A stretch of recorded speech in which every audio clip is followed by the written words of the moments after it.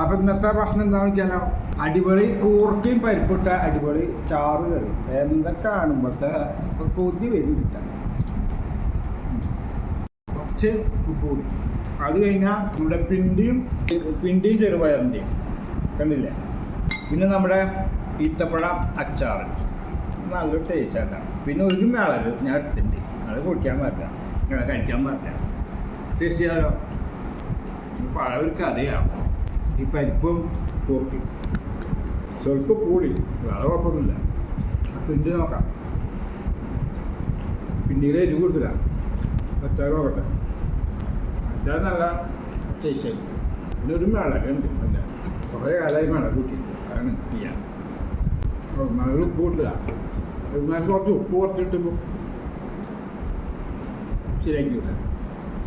അപ്പോൾ ഇന്നത്തെ ലഞ്ച് കുശാൽ.